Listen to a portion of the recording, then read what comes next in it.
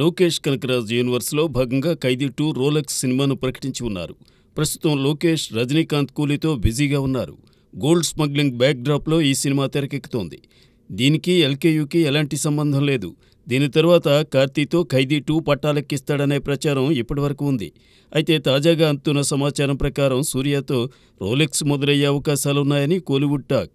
ఈ సినిమాను నైజీరియాలో చిత్రీకరించడానికి సంబంధించిన అనుమతుల కోసం అక్కడి ప్రభుత్వంతో టచ్లోకి వెళ్తున్నారట నిర్మాతలు. మేజర్ షెడ్యూల్ను అక్కడే పూర్తి చేయాలని భావిస్తున్నాడట Lokesh Kanagaraj. Drugs, cocaine, heroin, గంజాయి వంటి మత్తు పదార్థాలకు అడ్డాగా నైజీరియానే. అందుకే రోలెక్స్ సినిమాను అక్కడ షూట్ చేయాలనుకుంటున్నాడట లోకేష్. గతంలో సూర్య నటించిన వీడొక్కడే మూవీని కూడా నైజీరియాలోనే షూట్ చేశారు. విక్రమ్ మూవీలో చివరిగా వచ్చే సూర్య రోలెక్స్ పాత్ర డ్రగ్స్ సామ్రాజ్యానికి అధినేతగా పరిచయం చేశాడు లోకేష్. అందుకే ఇప్పుడు సినిమాలో మేజర్ పార్ట్ను నైజీరియాలో తీస్తారట. మరి లోకేష్ అన్నాతమ్ముళ్ళు సూర్య, కార్తీ సినిమాల్లో దేనిని ముందు మొదలు పెడతాడో చూద్దాం. కాంతారాతో బ్లాక్ బస్టర్ హిట్ కొట్టిన రిషబ్ శెట్టి కాంతారా ప్రీక్వెల్ రూపొందిస్తున్నాడు. దీని తర్వాత ప్రశాంత్ వర్మ దర్శకత్వంలో జై హనుమాన్ కమిట్ అయ్యాడు. అలాగే ఛత్రపతి శివాజీపై సందీప్ సింగ్ రూపొందించే సినిమాలోనూ నటించబోతున్నాడు. అయితే ఇటీవల రానా షోలో పాల్గొన్న రిషబ్ శెట్టి సందీప్ రెడ్డి వంగతో సినిమా చేయాలనుందని చెప్పాడు.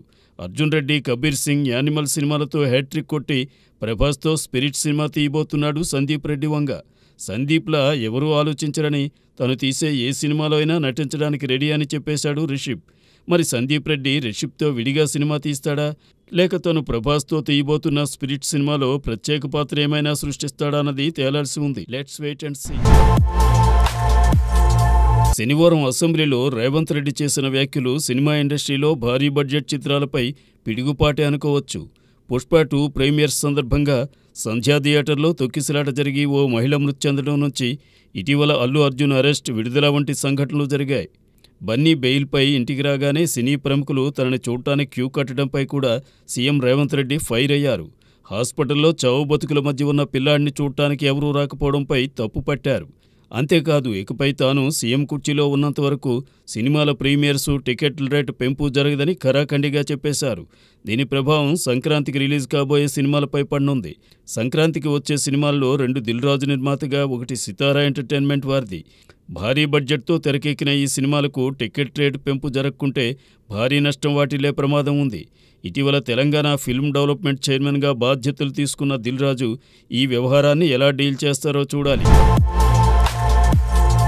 ప్రభాస్ నటించిన రాజాసాబ్ సినిమాను ఏప్రిల్ 10న రిలీజ్ చేస్తామని దర్శక నిర్మాతలు ప్రకటించారు. అయితే విఎఫ్ఎక్స్ వర్క్ పూర్తి కాలేదు. దీంతో ప్రకటించిన డేట్కి సినిమా రిలీజ్ చేసే విషయంలో యూనిట్లో గందరగోళం నెలకొని ఉంది. రాజాసాబ్ సినిమా వాయిదా ఖాయమని అందరూ నమ్ముతున్నారు. దీంతో వేసవి సీజన్కు సొమ్ము చేసుకోవాలనే ఉద్దేశంతో రాజాసాబ్ రిలీజ్ డేట్ పై పలువురు కన్నేశారు. మారుతితో రాజాసాబ్ నిర్మిస్తున్న పీపుల్స్ మీడియానే గోపీచంద్ మలినేనితో సన్నీ డియోల్ దర్శకత్వంలో జాట్ సినిమా తీస్తోంది. ఈ సినిమాను ఏప్రిల్ 10న విడుదల చేయడానికి ప్లాన్ చేస్తున్నారట. సిద్ధు జొన్నలగడ్డతో బొమ్మరిల్లు భాస్కర్ దర్శకత్వంలో బీవీఎస్ఎన్ ప్రసాద్ రూపొందిస్తున్న జాక్ సినిమాను కూడా ఏప్రిల్ 10వ తేదీనే ఆడియన్స్ ముందుకు తీసుకురావాలని భావిస్తున్నారు. ఇక క్రిస్మస్ కి రిలీజ్ కావలసిన నితిన్ రాబిన్హుడ్ వాయిదా పడింది. అలాగే నితిన్ తమ్ముడు కూడా రిలీజ్కి రెడీ అయింది. ఈ రెండింటిలో ఒకదానిని ఫిబ్రవరి 25న రిలీజ్ చేసి మరో సినిమాను ఏప్రిల్ 10న రిలీజ్ చేస్తారట. రాజాసాబ్ రిలీజ్ డేట్ పై క్లారిటీ రాగానే మిగిలిన సినిమాల విడుదల తేదీలు కూడా డిసైడ్ అవుతాయన్నమాట. చూద్దాం ఏం జరుగుతుందో.